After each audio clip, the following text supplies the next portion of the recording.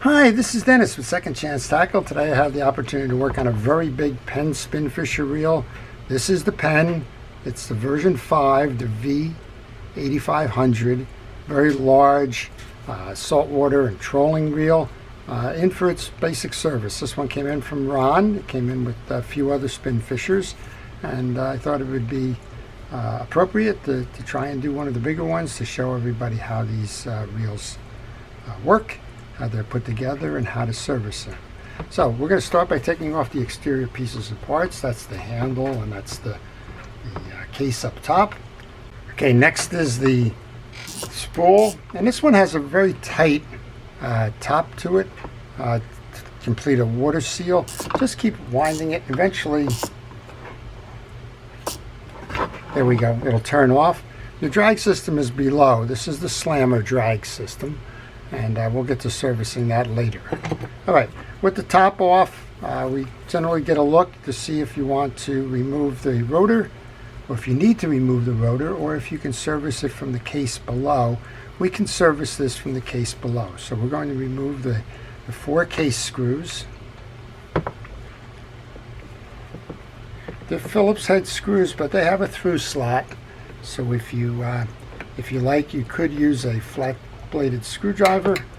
I prefer the Phillips head ones. It just gives me a little bit more grip. Sometimes you need that flat bladed screwdriver to break the initial hold of that machine screw. So let's go ahead and do that.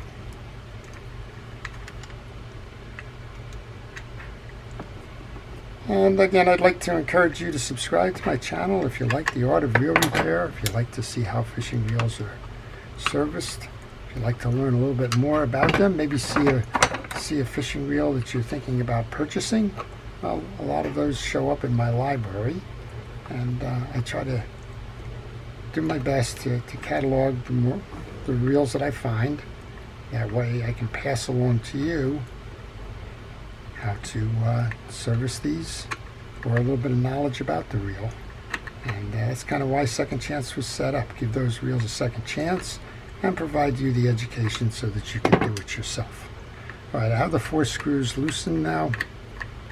The last little one, Penn tends to put that little cool Loctite on it, so sometimes they stay in the case or they don't quite come out all the way. Just take these out now, and I want to make sure the last one probably needs to be removed a little bit more. Hardest part of the reel service, getting the darn case nuts off. There we go. I've had a couple of really tough case nuts lately. I just don't know why. Some are salted in, some like this. You can see the blue Loctite on it that Penn uses so that they don't shake free. Unfortunately, they don't come free very easily either. I was surprised. I looked at the manual Ron had included in here, and it doesn't have the schematic diagram. It used to be kind of standard for all of that stuff. All right, we should be able to separate the case now.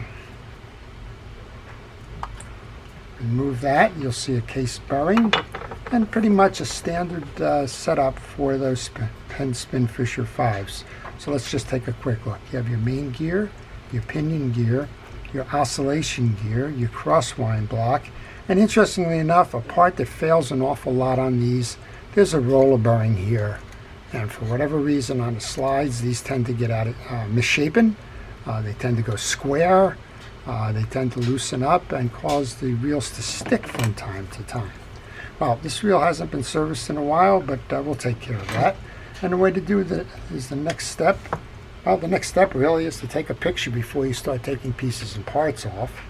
I have pictures going here in the video, but those pictures will provide you reference points so that if you do get a little bit confused about how to go and reinstall, well, it's there in pictures for you. You can look at how those pictures were put, how those pieces were in the pictures, and that's going to help you a lot if you've kind of forgotten your way. So take the pictures. It doesn't take too long. Use a digital camera, use your cell phone, use whatever you use to take pictures these days. And, well, that'll save you a lot of angst and worry later on in life. Okay, the 2 are out. Hold the crosswind block and you can pull out the axle shaft. when you're pulling that axle shaft out, make sure it comes out nice and easy and smooth. If you find that you're struggling getting it out after you've removed it from that block, well, you want to check it to make sure that it's true and that it's not bent or somehow misformed. It's causing a lot of friction. Sometimes when that axle shaft is all the way extended out at the top of the stroke, now this is over exaggeration, but at the top of the stroke, and you're fighting a fish, that fish can pull tension onto that axle shaft and actually bend it.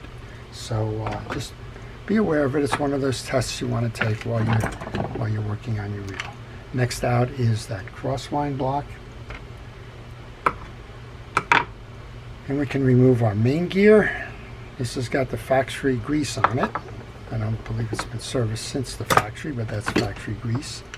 And then your oscillation gear is held in place by a big screw.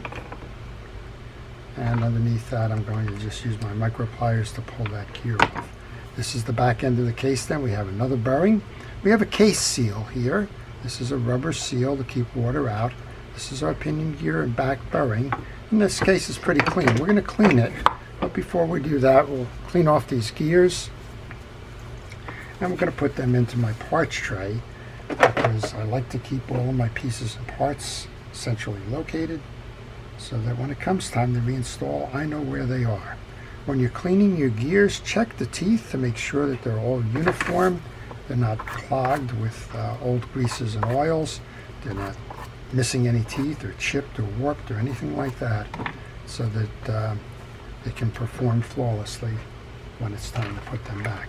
Well, you can see the pieces I've removed so far, and that will become the home of the pieces I have yet to remove. That's in a parts tray. My parts organization is called Organized Chaos. Kind of put them all in the same place. I kind of know where those pieces belong. If you want to use a different system, go ahead. I'm not going to tell you not to. There's plenty of organization schemes out there. Some of them involve kind of storing them the way that they came off the reel so that you know the sequence that they go back into the reel. Whatever works for you, I would encourage you to do that. What doesn't work is just taking the parts off randomly, throwing them into a box somewhere or leaving them all over your desk, and then finding out that, well, something's gone missing. While that bearing is in there, I've tested the reel already. The bearings are working fine. I'm just going to put some oil in there. That's a shielded bearing, not a sealed bearing, so that will absorb the oil that you put on there. And then let's come up top here. We'll take the rotor off. We'll take that main gear mechanism out, and we'll make sure that that's all cleaned and serviced as well. The rotor is held in by a retaining clip that's held in with a little Phillips head screw. That's your clip. And then I think this is probably a 12 millimeter or a 13 millimeter. Penn always gets me on that. It's a 13 millimeter, so I'm going to have to take a moment here to find my 13 millimeter wrench. Usually it's buried somewhere. Now this one has that offset on it. It's just enough to clear the lip of the reel.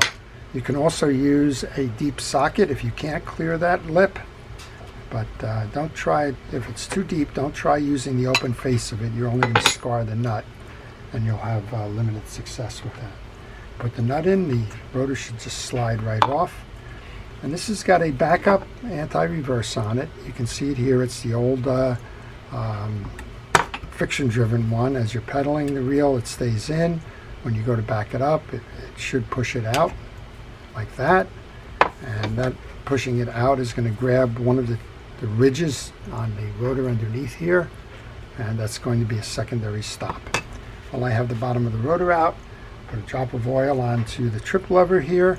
And I thought, this one kind of got me, I thought that all of the Penn SpinFisher V version 5 7500 and above only had manual trip bails. This one actually has a ramp trip in it, so there you go. I'm using some penetrating oil now on the 3 ports that come in contact with that trip lever system. the two seams of the arm, and you can see I'm just working it in so that the oil kind of provides a little bit of a barrier between the two pieces of plastic, and also on the line roller. I did test that again before we started. That's working fine, so we're going to leave it just like that. Take a picture here. This is an easy one to get confused from time to time. And what we want to look at here is what's the orientation of the trip lever. We're going to remove that. There's a metal collar underneath that. And then this is your more traditional stack that you're going to find in most of the Penn reels. I would say all the way from the Pursuit, the Fierce, the Battle, all of those, right up through the SpinFishers today. It's going to have, if I'm going to guess correctly, it's going to have two bearings and an anti-reverse clutch in it, held in by this collar. Again, we're going to take those three screws out. We'll make sure that those screws are all the same size. And then we should be able to remove that gear stack.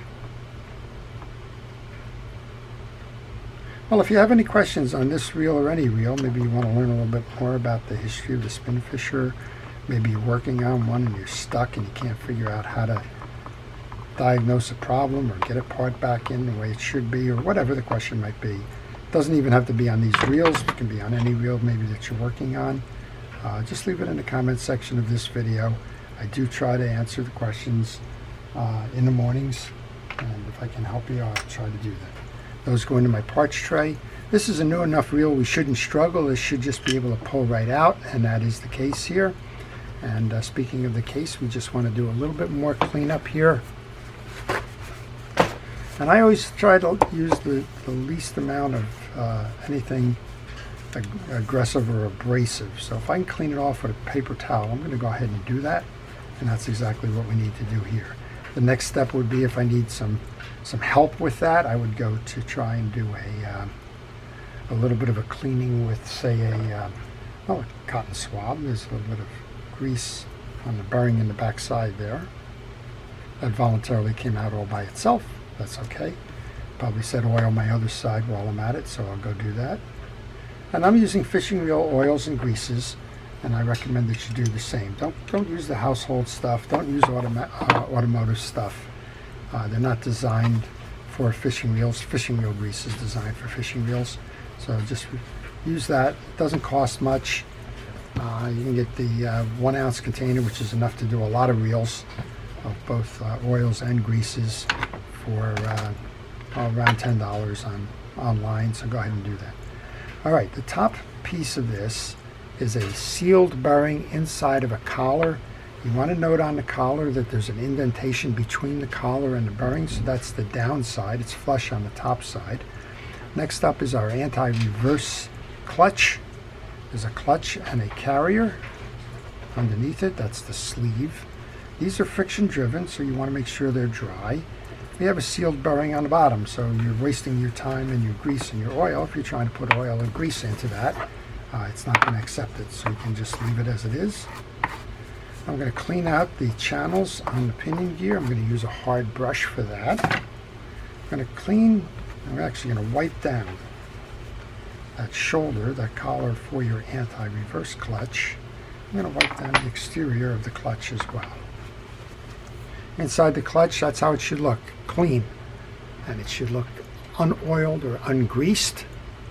And you'll notice when you do this clutch that one side has got a plastic side as the face and the other's got the metal side. And depending on whether your reel is a right or a left-handed reel and which way that main gear needs to stop, you could have the plastic up or the plastic down. A frequent and very common error in the reassembling of these reels is that somebody turns this upside down, and well, they say I can't turn my reel forward, but I can only turn it backwards. Well, that's pure indication that the anti-reverse clutch has been installed upside down. Before I put the rest of that pack back on, I'm going to use fishing reel grease. I'm going to use Penn's grease here. This is Penn's Precision Reel Grease. Not because this is a Penn reel, but again because it's a fishing reel grease. I really don't draw much of a distinction between whose greases are out there on the marketplace. I've pretty much used them all. They're all good products. And well, you can have your choice, but choose a fishing reel grease. a good amount of grease onto the teeth of the pinion gear and a little bit above it where that first bearing is going to ride. I'm going to take that first bearing and put that back in now. That's the one that doesn't have the case on it. Then we'll put the shield on. That shield needs to be dry because your anti-reverse clutch is running by friction. If you oil that, well, you reduce the friction. The metal side faces up in the stack. And then we find the one that has that indentation in the collar so that we can put that stack together. That's how your stack looks. Pinion gear, bearing, anti-reverse clutch, inside that the sleeve, the collar, second bearing, and all of that goes right back into our case. Make sure that it seats inside the hole of the case. And now we can take the 3 screws that we have set aside and the clamp or tie down. And these unfortunately have a Phillips head on them. Not unfortunate, it's unfortunate for me. I don't do well with small screws. If they were a slotted screw, I have a screw starter. I do not have a screw starter for a Phillips head. So sometimes the best way to hold that down as you're trying to get that started is to use a little bit of a dab of grease. That'll just be enough to fill the gap in the 2 slots and give you enough that you can kind of point and kind of work it to get it started. This is a triangular shaped clamp. I don't think it matters which point faces in which one. I believe they're equidistant. Check when you're taking wheels apart on that clamp. Some of them are not that way. Some of them have bulges or indentations or other things that are there because they would interfere with something if they weren't cut away. And if you have a doubt, take a picture of that top assembly before you take it off. All right, only one more piece to the top here then, and that is to just set this collar. This is an eccentric collar.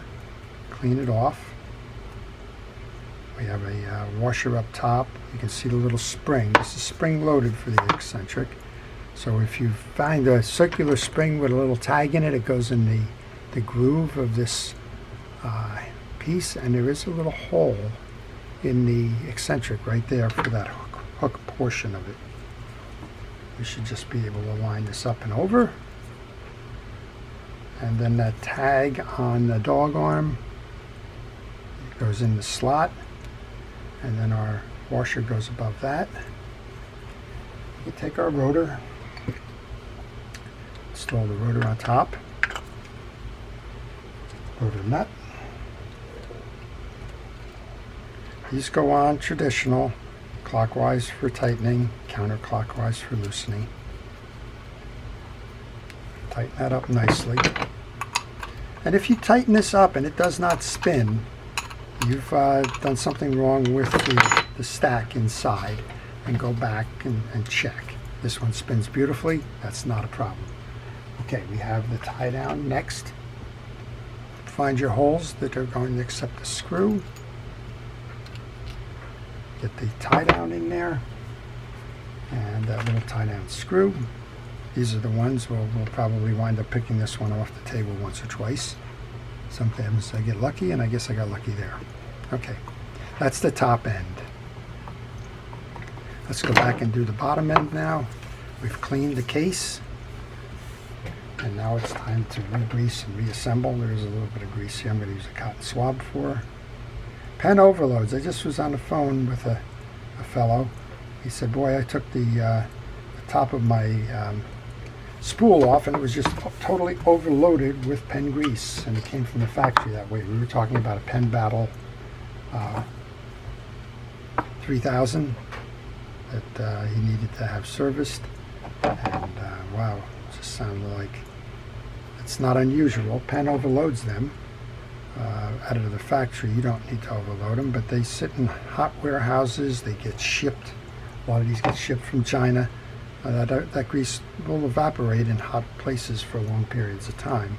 So it's not unusual to find that your first set in is really overloaded with the greases. We've just greased up the main gear. We checked all the teeth and cleaned it just like we did this oscillation gear.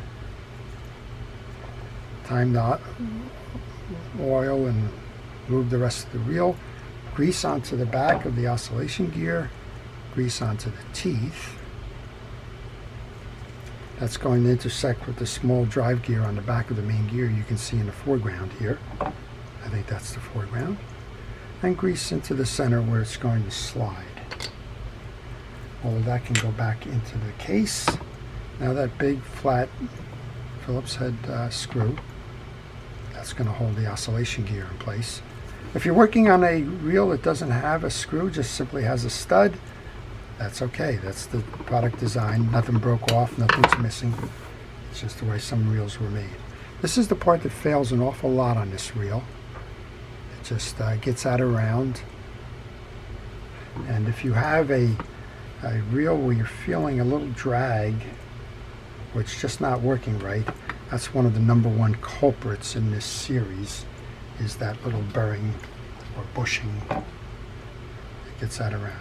After you've cleaned, make sure you have a nice amount of grease in the slide.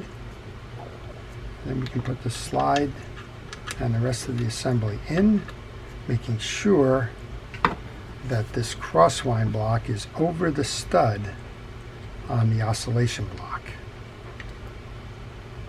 Okay, we're centered there. We can take our main gear and put that in. And we can bring our axle shaft down.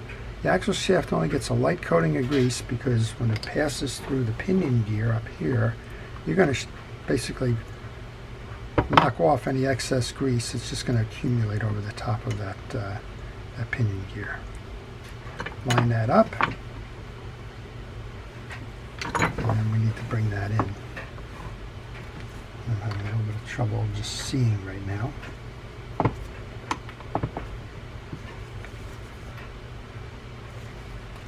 There we go.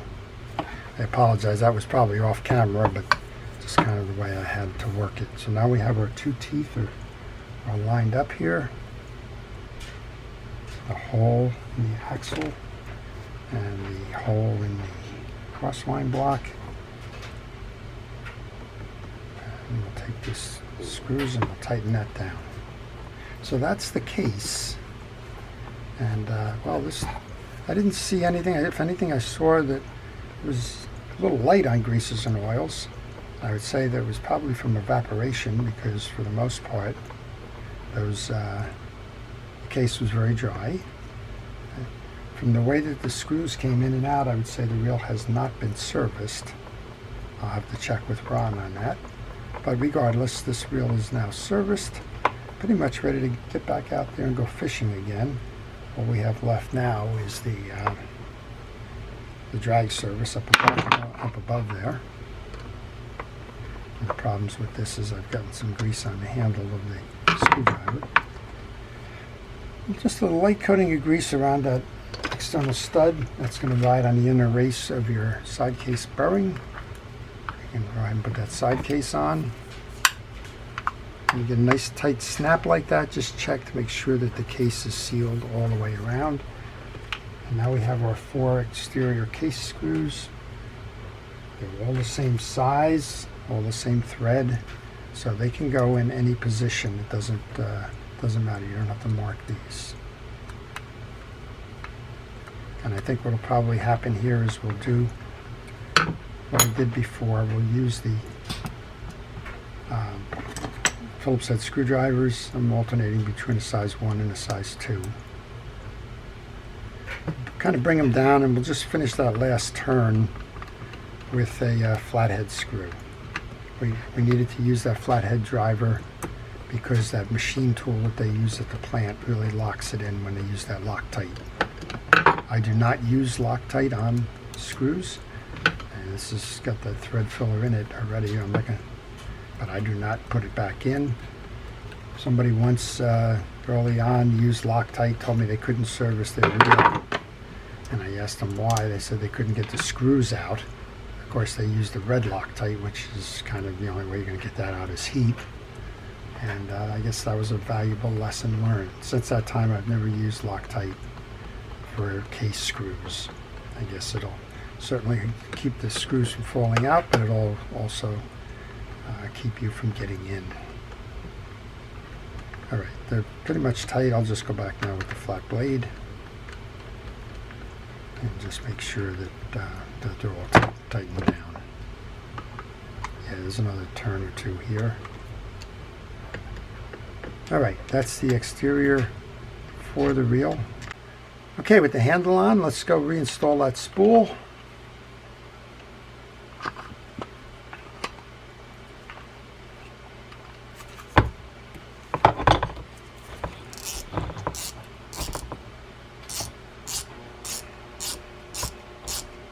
Let's tighten it down, make sure that you've got good drag washers.